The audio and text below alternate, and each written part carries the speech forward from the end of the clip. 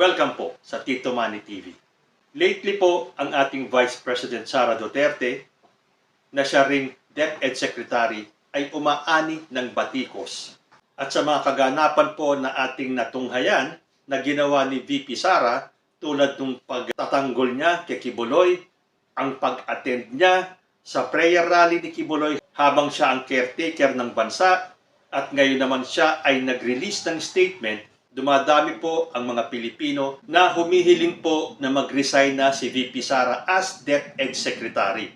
Well, bilang DepEd Secretary, dahil ang pagiging Secretary po ng DepEd ay isang cabinet member.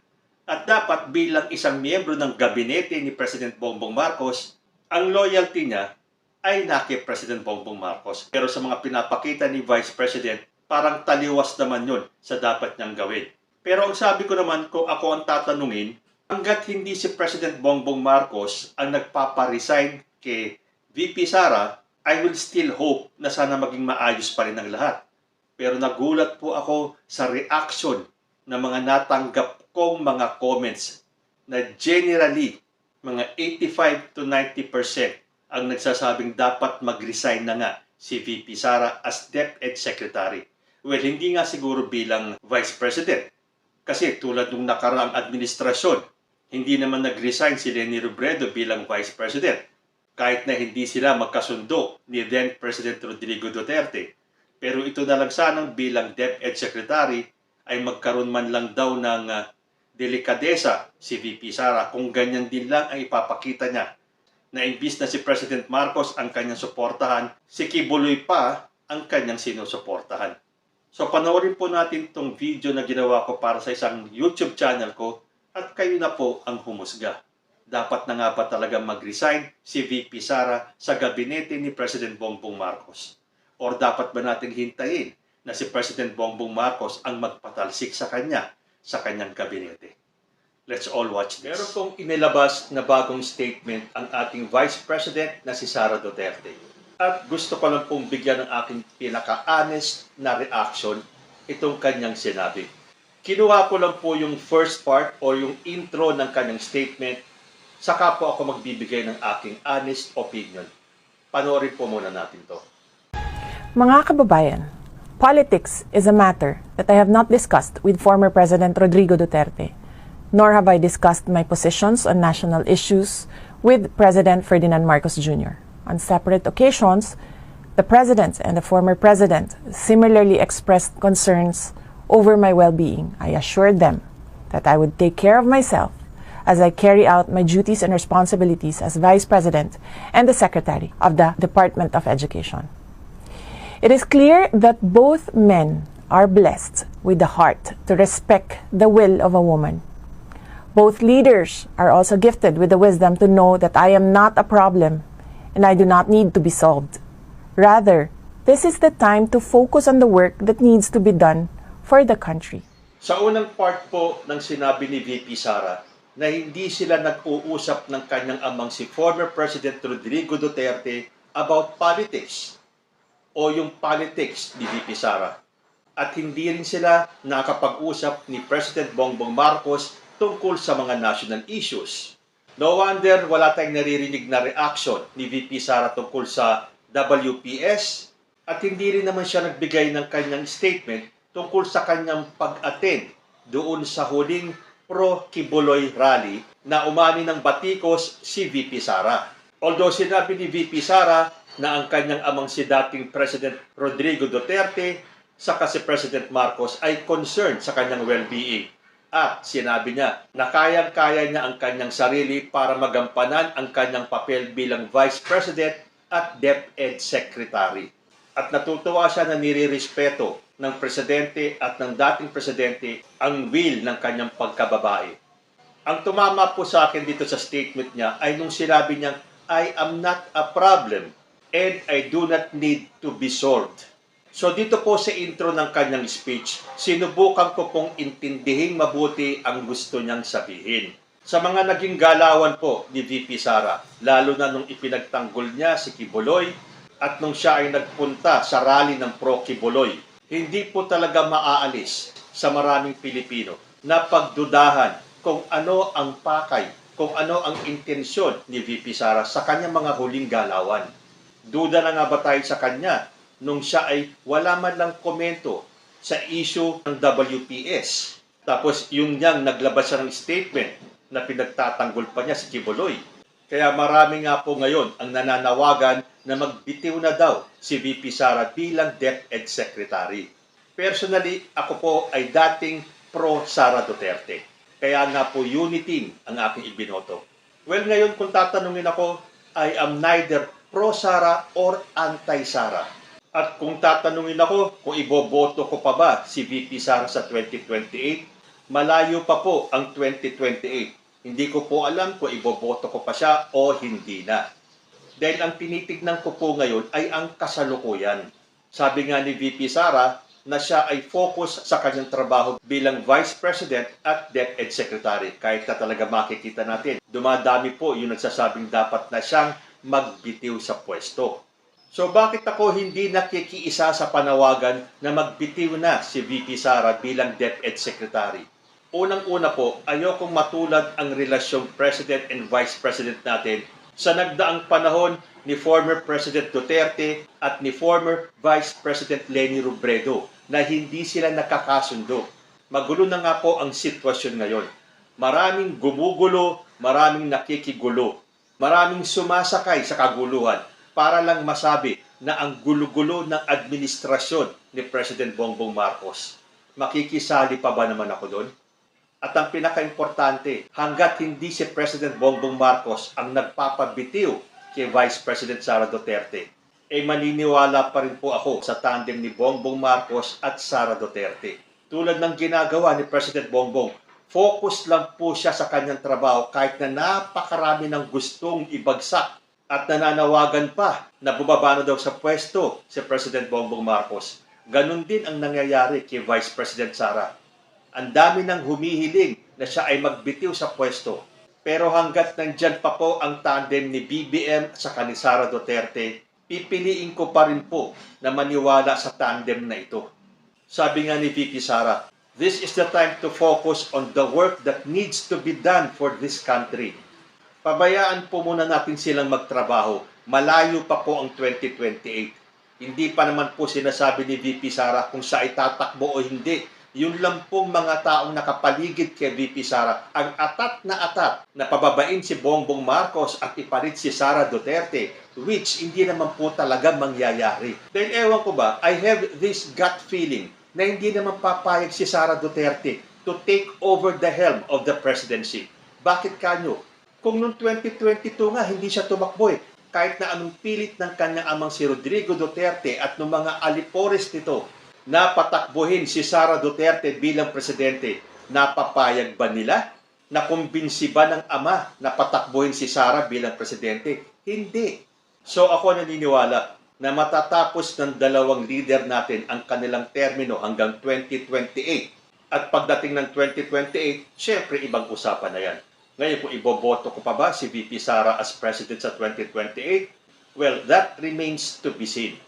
Dahil sabi ko nga sa inyo kanina kung nag-umpisa akong pro Sara Duterte, ngayon ay medyo tagilid nga dahil nga sa mga galawan ni VP Sara. Pero who knows?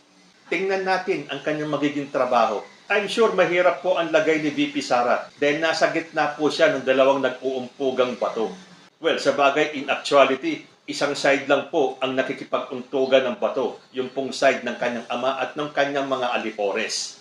Dahil kitang-kita naman po natin na focus si President Bongbong sa kanyang trabaho kahit na anong gawin itong grupo ni Harry Roque, ni Glenn Chong na pabagsakin ang ating presidente. Pero sa tingin ninyo, matapos nung ilang prayer rally, nakapag-ipon ba sila ng bilang ng tao para lusubin daw ang Malacanang? Hindi. Kaya nga nanahimik na sila. Akala nila kapag nakailang prayer rally na sila, madadagdagan ang mga susuporta sa kanila.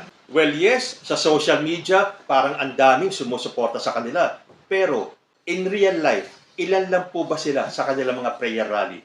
So, kahit na anong knock-knock nitong si Harry Roque, may mga nagsasabi nga sa akin, bigyan ko daw ng reaksyon yung mga pahayag ni Harry Roque. Nako, hindi ko po aaksayahin ang panahon ko kay Harry Roque. Dahil alam ko naman na hanggang salita lang yan, kahit na sinasabi ng iba. na parang inciting to rebellion na ang mga pinagsasasabi ni Harry Roque. Bahala siya sa buhay niya. Sino bang maniniwala sa kanya? Hindi nga siya nanalo ng huling eleksyon eh.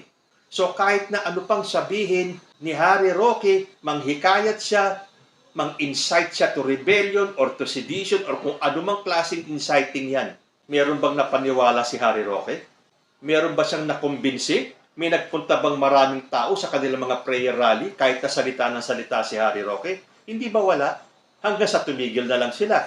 Di ba nung time pa nang nagrarally sila, nagsalita pa itong mga DDS na ipagpapatuloy daw nila ang rally hanggat hindi bumababa sa pwesto si President Bongbong Marcos. Bakit andyan pa rin si President Bongbong? Nakaupo pa rin at ginagawa pa rin ang kanyang trabaho. Kahit na anong ngak-ngak nitong si Glenn Chong, nakita nyo ngayon, meron pa siyang paghahamon kay President Bongbong Marcos at kay First Lady Lisa Marcos. Ano ang pinanghahawakan niya? Na narinig daw niya mismo na sinabi ni First Lady na makikipag-usap si First Lady sa mga taga-Smartmatic. Yun lang? Ebidensya na ba yun? Well, your word against First Lady Lisa. Nandun ka ba mismo sa meeting sa Smartmatic? Narinig mo ba ang pinag-usapan nila?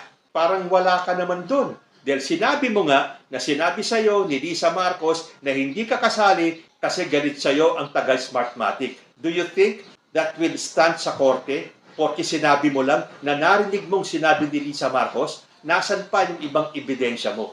Sinabi mo pa na handa kang i-give up ang iyong lisensya bilang abogado. Huwag kang mag-alala. Doon pa lang sa pagbabanta mo kay First Lady, madidisbar ka na. So, sige, hintayin natin yan. Attorney ka, attorney din si First Lady. Si Sal Panelo, ano magagawa nun? Hanggang dakdak din naman. Ano sinasabi niya? Sa 2028 daw, Duterte. Saan na napunta si Amy Marcos? Akala ko ang gusto niyo dati is Sara Duterte, Amy Marcos. Bakit ngayon iniitsapwera ni Sal Panelo si Amy Marcos? At hindi ba kayo nagtataka? Bakit tahimik si Amy Marcos? Ngayong hindi nila nabawi ang contempt order dito kay Kibuloy. Nanahimik na lang siya bigla. Hinihintay natin kung anong kanyang sasabihin kung bakit sinabi ni Sal Panelo na Duterte sa 2028. Saan na napunta si Amy Marcos? O baka naman tinablan si Amy Marcos nung sinabi ni Sal Panelo na parang ang ibig sabihin ni Sal Panelo sa kanyang sinabi ay hindi naman welcome si Amy Marcos sa mga Duterte. At si Amy Marcos lang ang nagpupumilit na makipagmalapitan sa mga Duterte. Pero ang pinakamalaking dahilan po kung bakit hindi magtatagumpay itong destabilization na ginagawa nila former President Rodrigo Duterte, Harry Roque, Glenn Chong, Sal Panelo at ng mga alipores nila, dahil po yan sa majority, sa silent majority ng mga Pilipino na ayaw ng gulo. Gusto ng katahimikan at gusto na lang makita kung ano ang magiging resulta ng mga ginagawa ni President Bongbong Marcos. Kung papansinin nyo, magbasa kayo ng mga comments sa Facebook, sa YouTube. Ang dami pong mga kakampings ngayon ang lumalabas at sinasabing sumusuporta sila kay President Bongbong Marcos. Dahil kung papipiliin sila between Duterte and Marcos, mas susuporta sila kay President Bongbong. So sa nangyayaring yan, may mga duda sa ginagawang ito ng mga kakampings. Sinasabi nila, kaya kumakampi ang mga kakampings kay President Bongbong Marcos ay para makapasok sila sa 2025 elections. Doon naman sa mga positive ang pag-iisip, sinasabi nila, the world is healing. Na dapat naman ganyan, tapos na ang eleksyon at walang mangyayari kung bangayan na lang ng bangayan. Na kung maraming mga kakampings ang sumusuporta ngayon kay President Bongbong ay dahil gusto nila ng kapayapaan. Nataliwas naman ngayon sa nangyayari sa grupo ni former President Duterte na ang gusto ay kaguluhan, na kulang na lang ay ipagsigawan nila sa taong bayan na mag-aklas na kayo.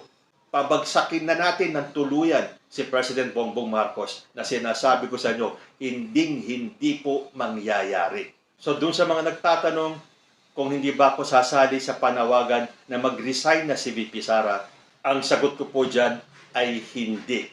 Hanggat hindi si President Bongbong Marcos ang magpatalsik kay VP Sara bilang DepEd Secretary. Dahil kung hanggang ngayon ay naniniwala pa rin si President Bongbong kay VP Sara, sino ako para pangunahan si President Bongbong Marcos? Basta ang akin lang, matagal pa ang 2028. At titignan ko kung makakabawi si VP Sara sa mga palpa dun sa mga huling mga ginawa niya. Dahil sabi ko sa inyo isa sa dahilan kung ba't hindi sila magtatagumpay na iupo si Sara Duterte dahil si Sara Duterte mismo ang ayaw. Dahil kung talagang ginusto ni Sara Duterte na maging presidente, sana noong pang 2022. So ayan, ano po ang masasabi ninyo? Matapos maglabas ng statement si VP Sara na hindi daw siya ang problema at hindi dapat siya ang nire-resolba, kundi ang dapat daw pagtuunan ng pansin ay ang problema ng bansa. Although sinasabi po ng mga commenters ko na isa nga siya sa problema ng bansa. Hanggang dito na lang po muna tayo. Hanggang sa susunod na mga issues, maraming salamat po.